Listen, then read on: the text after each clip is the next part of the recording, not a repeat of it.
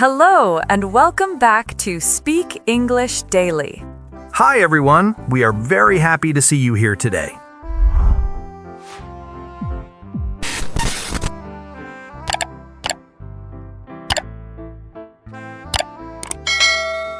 If you want to improve your English and feel more confident when you speak, make sure you follow this podcast and listen every day. Now let's begin. Today we're talking about a situation that almost every learner knows very well. When you don't understand something someone said. And it happens a lot. It happens to native speakers too, not just English learners. True. Sometimes you're listening and suddenly your brain goes blank. You hear sounds, but you don't understand the message. Or the other person speaks too fast, or uses a word you don't know. And here's the thing, many learners get nervous in that moment. They feel embarrassed or afraid to ask. Which is funny because asking is normal. It's how communication works. So let's talk about how to handle that moment in English in a relaxed, natural way. First, let's share a quick story. Last week, my neighbor told me about his new job. He spoke really fast and used some technical words. Did you understand him? Not at all. For the first 10 seconds, I smiled and nodded. Then I stopped myself and said, "Sorry, can you say that again?" He repeated it slowly and it made sense. Good example. And that's a great phrase. Can you say that again? Simple, friendly, and very common. Here are a few more useful phrases for that moment. I didn't catch that. Could you repeat that? What do you mean? These phrases are short and help you stay in the conversation. They are better than just smiling and pretending that everything is fine. And they show that you are interested. People appreciate that. Many learners think asking questions will make them look weak or not smart, but the opposite is true. Asking helps everyone understand each other. Also, remember that your goal is communication, not perfection. Yes, when you don't understand something, the goal is to keep the conversation alive. And you don't need long sentences or complex vocabulary. Short is good. For example, I didn't get that. Say again? That word is new for me. Light, simple, real-world English. Before we move forward, let me ask you something. Have you ever been in a situation where someone explained something and you understood nothing, but you didn't ask? I have, many times. In fact, I used to do that in a language class when I was younger. I was afraid to look silly, but in the end, I lost more because I didn't learn. And that's why today's topic is important. If you want to speak better English, you need to practice asking questions, especially when you don't understand. In the next part, we'll talk about how this happens in daily life and the best phrases to use with friends, family, and strangers. So let's look at how this happens in normal daily life. Because most confusion doesn't happen in the classroom, it happens in real conversations. Yeah, situations like ordering food, asking for directions, talking to neighbors, or dealing with small problems. For example, imagine you're at a coffee shop. The barista asks, "For here or to go?" Many learners don't understand that question at first. It sounds fast, and the rhythm is different. If you don't understand, you can say, "Sorry, what does that mean?" Or, "Can you say that more slowly?" And the barista will explain that "for here" means you drink in the cafe, and "to go" means takeaway. And it's totally normal to ask. They hear that every day. Another common situation is when someone gives directions.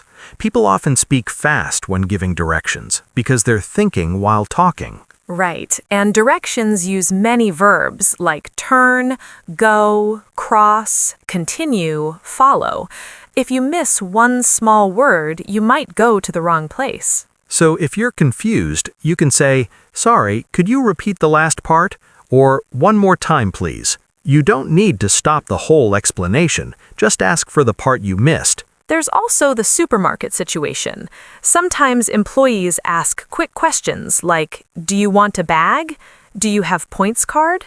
Or "debit or credit?" If you don't understand, just say, "Sorry, can you say that slower?" Or, "Sorry, that's new for me." Short, simple, polite. And tone matters. You don't need to sound scared or stressed. You just sound curious. I like that word, curious. It changes the mindset.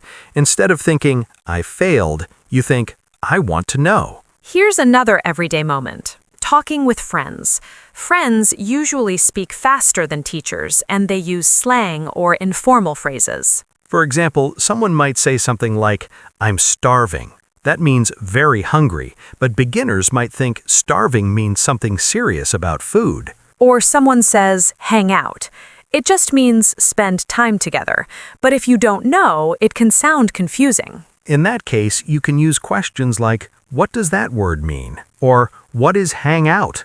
And your friend will explain. Also, don't be afraid to ask for repetition multiple times. If you still don't get it, you can try another strategy. One useful strategy is to repeat what you think you heard and check. Like, so you mean we meet at 6? Or, so you want me to wait here? This is called checking understanding. It helps both people. There's also a cultural thing here. Many learners think native speakers will get annoyed if they ask questions, but most people don't mind at all. In fact, when you ask, it shows you are listening. Let's ask our listeners something. This is important for learning and also fun for us. Have you ever been in a situation where you didn't understand someone speaking English, and what did you do? Write your answer in the comments. I'm really curious to read those comments because everyone has been there. Even advanced learners have these stories. One more thing. When you're confused in daily life, your body language helps also. Eye contact, a small smile, and relaxed shoulders make the moment softer. Instead of freezing or panicking, just look calm and ask your question. Also, you don't need to apologize every time. Some learners say sorry too much. One sorry is enough. Good point. You can also use phrases like, can I ask you something? Or, wait, I'm not sure I understood that. Or, can you say that slower? Or, can you show me? In daily life, people often use gestures to explain too, like pointing or demonstrating. So the main idea here is simple. Confusion is normal. Silence makes it worse. Questions make it better. And asking questions is a communication skill, not a mistake. In the next part, we'll move into school or work situations where instructions and expectations are more serious. So let's talk about school or work situations. These moments can feel more serious because instructions usually matter. You want to do the task correctly, so misunderstanding can create problems. And here's the funny thing. Even native speakers ask for clarification at school or work all the time. Teachers, managers, and coworkers repeat things every day. For example, in school, a teacher might say, please complete the homework page and use full sentences. If you don't understand, you shouldn't stay silent. You can say, sorry, which page? Or, what do you mean by full sentences? Notice something important. You don't need long grammar. You don't need a big explanation. You just ask the part that is confusing. Same idea at work. Let's say your manager says, send the files before lunch and copy the finance team. If you don't know what copy means, you can ask, do you mean send the files to the finance team too? And the manager will probably say yes or explain how to do it. There's also the situation where someone explains a task with many steps. Step 1, Step 2, Step 3. It can be easy to get lost. In that case, you can stop after a step and ask, can you repeat Step 2? Or can you show me Step 3? These questions show that you care about doing the job correctly. A lot of learners feel shy because they think their English is not good enough, but teachers and managers prefer questions over mistakes. And in many companies, asking for clarification is part of the culture. It's expected. Also, sometimes the problem is vocabulary. For example, if your coworker says, we need to review the invoice, if you don't know invoice, you can ask, what is invoice? And the coworker might say, it's a bill or a document about payment. When the unknown word is important for your task, you want to make sure you really get it. Another strategy is to use your own words and check. For example, so you want me to send the email today? Or, so the deadline is tomorrow. This technique is called confirming. It's very common and very useful. And it keeps the conversation clear. They say something, you repeat it in your words, and they confirm yes or no. You can do the same thing in school. For example, if the teacher says, "Remember to bring your report on Monday," you can say, "So I need to bring it on Monday morning," right? This helps prevent small but important mistakes. Another thing that scares learners is speed. Sometimes teachers or coworkers speak too fast without noticing. In that case, you can say, "Can you slow down a little?" or "Can you speak more slowly, please?" Notice the difference between repeating and slowing. Repeating means say again, slowing means say but slower. There's also a situation where you don't know what the person means emotionally. For example, someone says, "I need this soon." What does soon mean? 1 hour? 1 day? 1 week? Good point. If you don't clarify, you might make a mistake. You can ask, "When do you need it?" or "What time is this due?" These questions sound natural in English workplaces. And they prevent confusion and stress. We should also mention emails. Emails are great for clarification because you can read slowly and think. If someone writes instructions and you don't understand, you can reply with, "Can you explain the second part?" or "I don't understand the word invoice. Can you give an example?" Examples are very helpful. If you ask, "Can you give an example?" the person will usually show you what they mean with a simple situation. And examples make abstract words more concrete. Another useful phrase is, "What should I do first?" because sometimes the order is confusing. And for deadlines, you can ask, "What is the latest time?" or "When is this due?" So the big idea is, in school and work situations, asking questions is part of communication. It helps you avoid mistakes and shows that you want to do things correctly. And people respect that. Silence is what creates problems later. In the next part, we'll talk about what to do when you don't know a word and you need to describe it. Now let's talk about moments when you don't know a word. This is one of the most common problems for learners. You're in a conversation, you want to say something, but you don't know the word in English. And this moment can feel frustrating. You have the idea clearly in your mind, but you can't express it. The good news is you don't need the perfect word to communicate. You can describe it, you can explain it in simple language, or you can compare it to something else. For example, imagine you want to say the word elevator, but you don't remember it. You could say, "The machine that takes people up and down in a building." It's not perfect, but people understand it. Another example, you don't know the word wallet. You can say, "The small thing where I keep my money and cards." This method is called describing. You explain the function or purpose of the thing instead of naming it. You can also describe using category words. Category words are general words like animal, fruit, tool, vehicle, clothing. For example, if you forget the word cucumber, you can say, "It's a vegetable, long and green. You use it in salad." Or if you forget microwave, you can say, "It's a kitchen machine that heats food very fast." These descriptions are clear, simple, and effective. And here's something interesting. Native speakers describe things like this too when they forget words. True. Everyone has had the moment of saying, "That thing, you know, the thing you use to remove bottle caps?" And the other person says, "You mean the bottle opener?" Exactly. So describing is natural in all languages. Another useful strategy is comparing. You can compare something to something similar.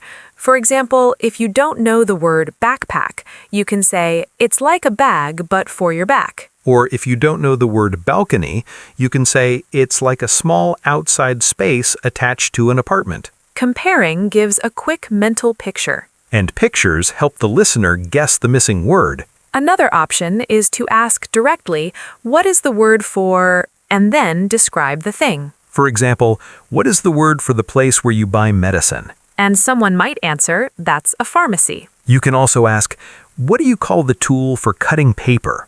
And someone might say, "Scissors." Simple, natural, and helpful. Now let's talk about asking when you don't understand a word someone else uses. That's another skill. Someone might say, "The forecast looks bad tomorrow." If you don't know forecast, you can ask, "What does forecast mean?"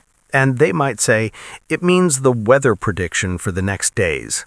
Sometimes you don't need a full definition. You just need an example. So you can ask, can you give an example?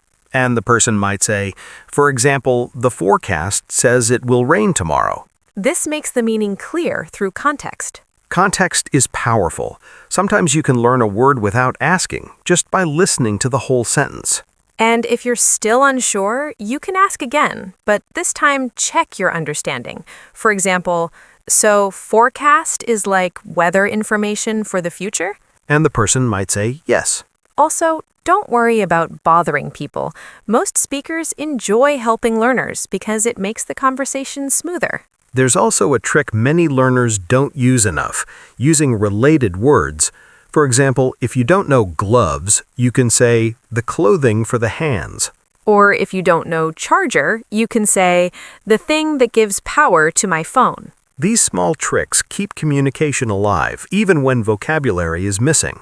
And the important mindset here is that language is not about perfection. It's about ideas. If you can express the idea, the conversation continues. And every time you ask for a word or describe something, you learn faster. You get comfortable and your vocabulary grows.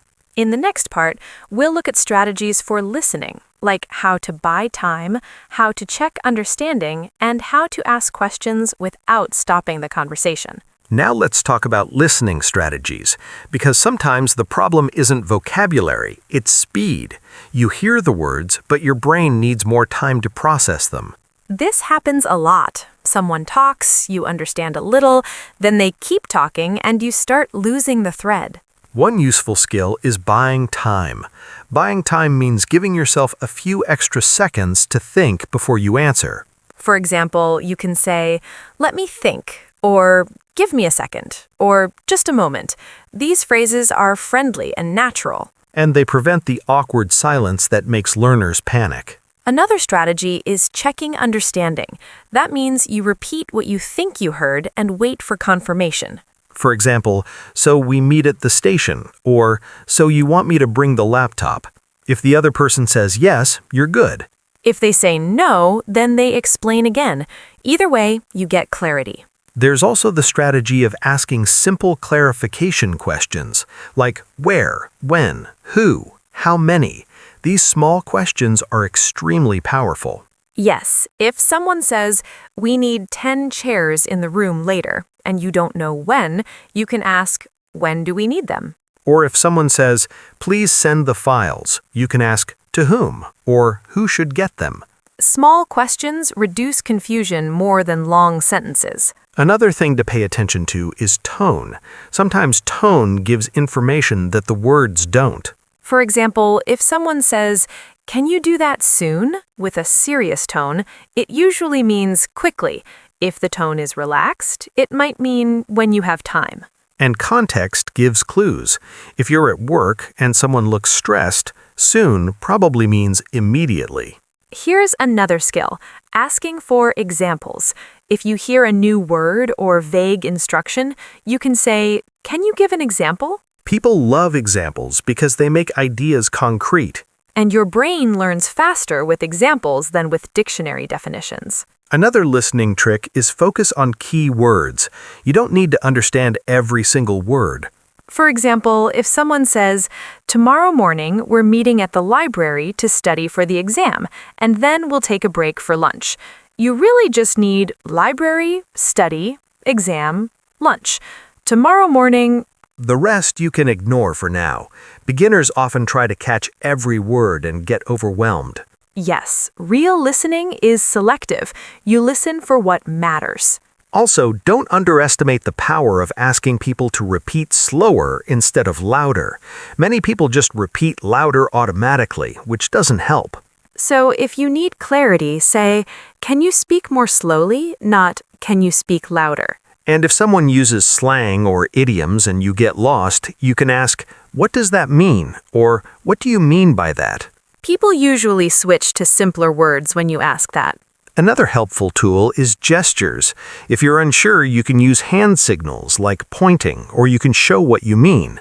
Language learners often forget they can use their body. Communication is not just words. Listening also improves when you relax. Anxiety reduces comprehension. When learners panic, the brain stops processing. I've seen that many times. Students understand more when they smile and breathe. And here's something interesting. Native speakers don't understand everything either. They ask questions all the time. For example, if someone speaks with a strong accent, even natives say, "Sorry, what did you say?" Or "Could you repeat that?" So asking questions is not a language problem, it's a human problem. And the more you do it, the easier it becomes. It becomes a habit instead of a scary moment. In the next part, we will talk about something many learners never think about, the emotional side, why people feel embarrassed, how to stay confident, and how native speakers really react. Now let's talk about the emotional side, because not understanding something is not only a language problem, it's also a confidence problem. Many learners feel embarrassed when they don't understand. They think other people will judge them. But here's the truth. Most people don't care. They just want clear communication. They don't expect perfection.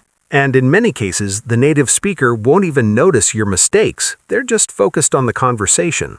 Another common feeling is fear. Some learners worry that asking questions will make them look slow or not smart. But in reality, asking questions makes you look engaged and responsible. In school and work, people trust the person who asks for details. I had a student once who never asked anything in class. After one exam, she told me she didn't understand half of the instructions but felt too shy to ask. Her score was low not because she was bad, but because she stayed silent. Silence is expensive. It costs you clarity and sometimes results. Another emotional problem is pride. Some learners don't want to show that they don't know something. They prefer guessing. Guessing works sometimes, but in communication, it usually creates more confusion. Also, remember that misunderstanding is universal. Even native speakers misunderstand each other because of noise, accents, speed, culture, or context. For example, when I traveled to Scotland, I understood almost nothing for the first 2 days. The accent was heavy for me. See? So language skill is not the only factor.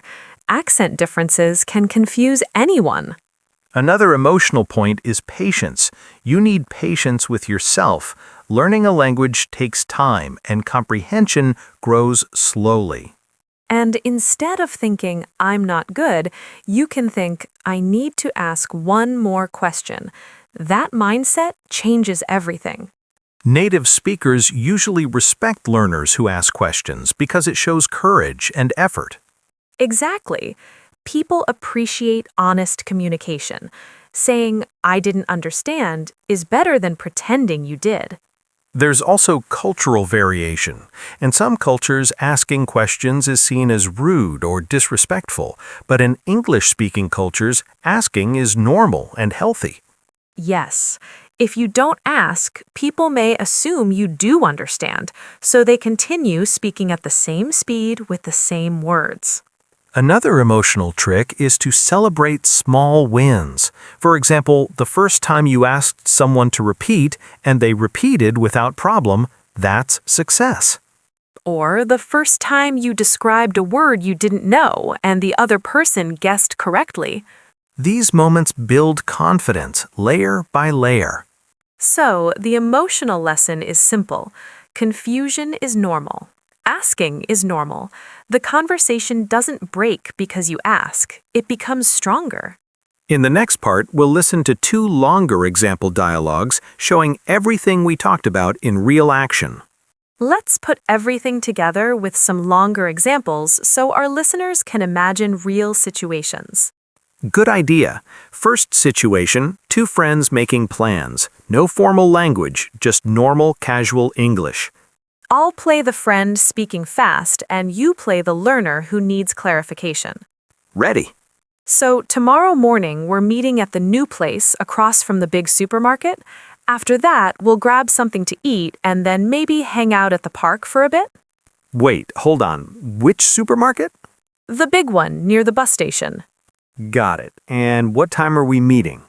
Around 10, but if you need more time, we can do 10:30. 10 is fine. And what do you mean by new place? It's a new cafe. They opened 2 weeks ago. Really good coffee. Nice. And when you say hang out, you mean just relax and talk, right? Exactly. Just spend time together. Great. That makes sense now. See? Small clarification questions keep the plan clear and there's no confusion. And notice something. I didn't use complicated grammar. I used short questions. Which supermarket? What time? What do you mean? And it worked.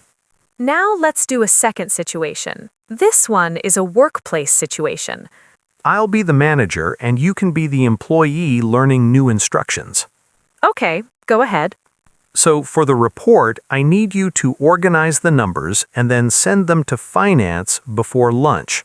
After that, make sure the summary page is printed and placed on my desk. Sorry, can you repeat the first part? Sure. Organize the numbers and send them to finance. What do you mean by finance? The finance department, the team that handles money and accounts.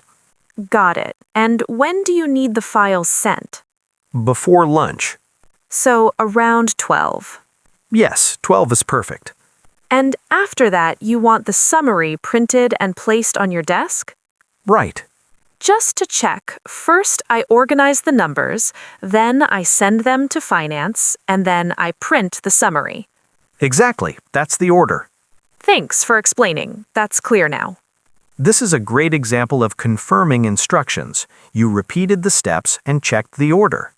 And notice again, no long speeches, just simple questions. What do you mean by finance? When do you need it? And then one confirmation sentence. This is how conversations work when you don't understand something. You ask small questions, the other person adjusts, and communication continues smoothly. And the best part is that these strategies build confidence. Every time you ask one good question, the next time becomes easier. Learners often think asking questions will stop the conversation, but actually it keeps the conversation alive. Now we're almost at the end. In the next part, we'll look at the most useful takeaway phrases and a short closing message. So before we finish, let's give our listeners some useful takeaway phrases they can use when they don't understand something. Good idea. These are short, simple, and natural. First group, asking for repetition. You can say, "Can you say that again? I didn't catch that. One more time, please." Second group, asking for slower speech. You can say, "Can you speak more slowly? Slow down a little, please. I need more time to understand." Third group, asking for meaning. You can say, "What does that mean? What do you mean by that word? Can you give an example?" Fourth group, describing missing vocabulary. You can say, "How do you call?" and then describe the thing. Or you can say, "It's something that," and then explain the function. Fifth group, confirming information. You can say, "So we meet at 10?" or "So you want me to send it today?" or "So the deadline is tomorrow?" Fifth group, buying time. You can say, "Just a moment. Let me think. Give me a second." These small phrases make a big difference. They keep the conversation moving and reduce stress for everyone. And here's one final message. Not understanding something is normal. It doesn't mean you are bad at English. It means you are learning. Native speakers ask questions too. They say, "Sorry, what?" all the time. Communication isn't about knowing every word. It's about staying in the conversation, asking questions, and expressing your ideas in the best way you can. And the more you practice these strategies, the faster your confidence will grow. Keep learning, keep asking, and keep speaking. You're improving every time you try. Thanks for listening, and we'll see you in the next episode.